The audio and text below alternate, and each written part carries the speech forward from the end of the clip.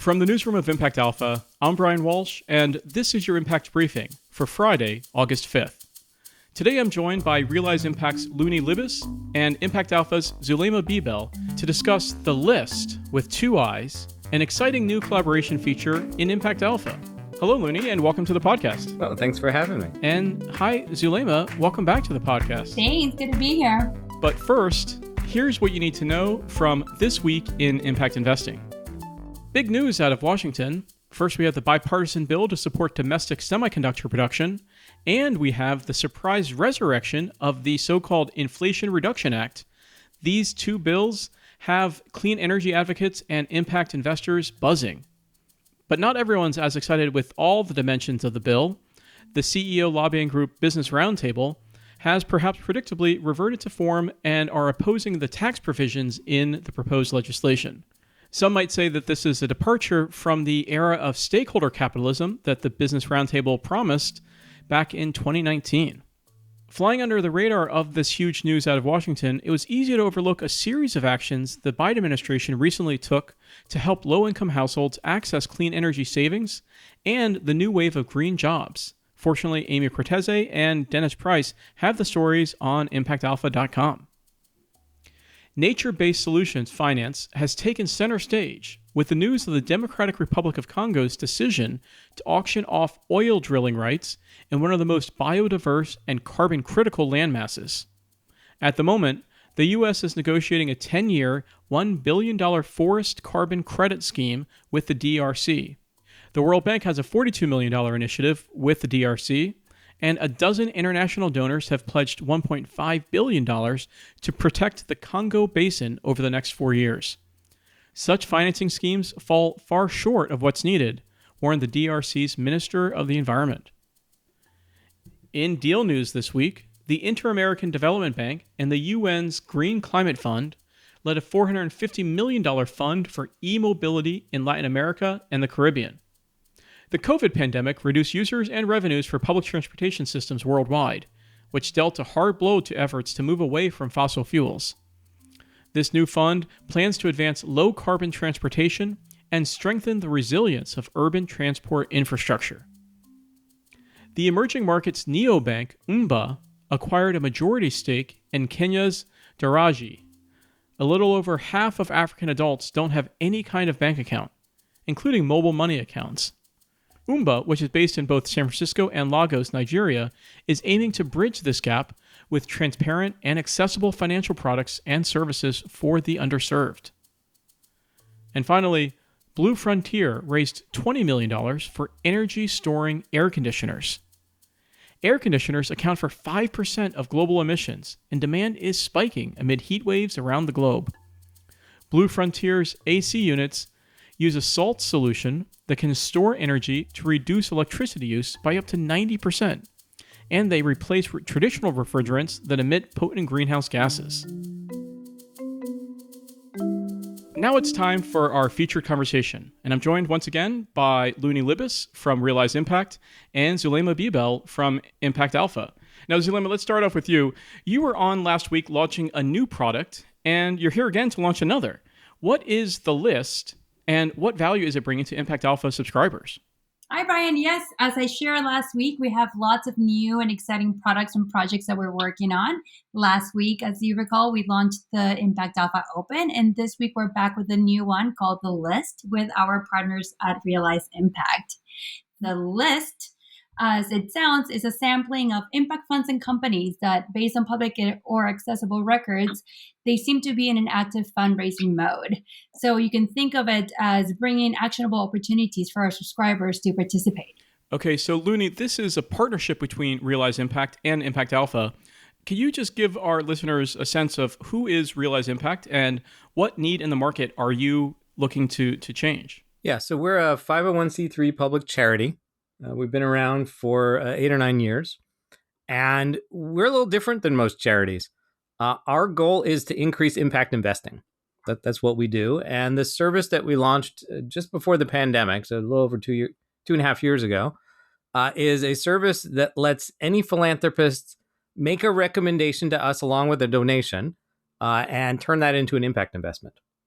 So this can be from a donor-advised fund or a family foundation or anything, or fresh donation. And so we're actively turning philanthropy into real investments. Now, that's exciting. And can you talk about some of the organizations that you've worked with to help them make investments? Sure. So it's actually on two sides. So we've helped the DAF sponsors like Fidelity Charitable, Schwab, Vanguard Charitable, Hides, Impact Assets, Bessemer Trust, Morgan Stanley's Giving Trust, and a ton of community foundations. We've helped them allow their philanthropists to make investments.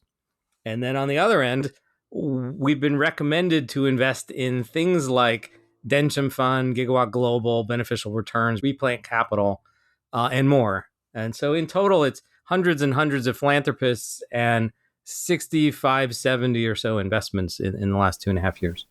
Wow, that's impressive. And can you tell us about what inspired this new project, the LIIST? Yeah. So one of the most common things we hear from impact investors is the question, where can I invest? One of the differences of impact investing over traditional investing is that impact investing tends to be global. So the opportunities are all over the place. And wherever the impact investor happens to be, again, if it's an individual or family office or a family foundation or bigger, how are they supposed to hear about all these things that are happening all over the world? And so you saw this at the SoCap events and all the other impact investing events. Literally, people would be trading deal flow that they found with each other. And so we thought it would be a good idea to consolidate this down to a monthly listing of active things. Funds and companies that are actively raising money right now, so that when someone asks that question, they're not stuck with an answer of, oh yeah, there was this great fund I invested in. Oh, but you can't invest in it. It's closed. It's done raising money. Or I had this great investment I made last year, and the new investor goes and looks, and they don't need money right now. They're not raising now. So part of the impetus to this is to answer that question of now. What is investable now? Now, Zuleyma, the first edition of the LIIST came out this week. What has been the response so far? Yeah, it's been great as expected, right? As Luni said, this is a question that we get often. What are the investment opportunities available right now? And so we're happy that we're able to put this list together. We are committing to publishing this list the first Tuesday of every month. And this week we got it out to our subscribers earlier, and then it went out to our Impact Open readers. And we've had over 24 funds that reached out to tell us about their fundraising efforts as well. And for our subscribers, they're just happy to have this opportunity. And we hope to see a lot more engagement as the list grows. This will be updated monthly. So we're excited about that. And we're not promising whether, this month was 7, and we're not promising it's 7 every month or 10 or 20. We'll be taking in these recommendations and nominations from whoever wants to toss names in. And we'll review and make sure that they fit these criteria of actively raising money, as well as one more criteria, which is that somebody cares, that there is an investor who's already involved, either committed or has written the check already. So not cold deals, but deals that are actually raising capital. And on the list, will there be direct deals as well as funds and other structures, or how are you thinking of this? Yeah, anything that's impact. So clearly impact investing, that's a third filter here. Companies are fine as long as it's significant enough that one check isn't gonna fill the whole deal. Right? This is a big audience we're sharing this with. So bigger deals, not little tiny deals. And so far, mostly funds or things that feel like funds. Now, it's noted on the first edition of the list that this is all based on publicly available or accessible information. So why is that important to disclose? And how do you think about this in the context of fundraising guidelines? So there are rules in the U.S. about how you solicit funds from investors. These rules are 80 years old. There's been some changes to them since 2012 with the Jobs Act. But in general, when raising large sums of money from high net worth individuals, there are restrictions on how the companies raising money can solicit or not. And so we're just following along with those rules. So if it's public knowledge that the companies are raising money, then it's news. We're allowed to share that. That's great. And Zuleyma, you already mentioned that some other fund managers and investments out there have reached out. What's the process for getting onto the list, and what's the call to action for our readers and listeners? Absolutely. Well, two very clear calls to action. One is, of course, send us all of your announcements about open funds. You can send that at editor@impactalpha.com. And most importantly, if you want to stay on top of the list, also subscribe. You can get the list earlier, and you can do that at impactalpha.com/subscribe. So this week, as we said, it was the first edition, and this is going to be coming out monthly. So Luni, can you share us some details about some of the funds that are in this first edition of the list? Oh, sure. Yeah, let's just go from simple to complicated on three. So simplest is C-Note. This is a publicly accessible fund or series of funds that puts money with CDFIs, with the local non-bank institutions lending to organizations that typically aren't, that banks don't support. And so at C-Note, you can store your money there on a short-term basis or long-term basis, and they'll return, I think it was 2% interest rate, which a year ago was really great. I'm sure they'll up that in time. And you know that your money is being put to good use in communities all across the country. That's the simplest place to start. Next level of complexity is Dencham.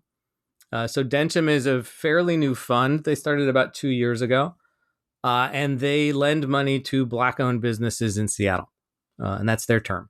A fund that's run by a BIPOC American trying to lend money into his community. And to date, all the capital that's been raised for that fund came through Realize Impact.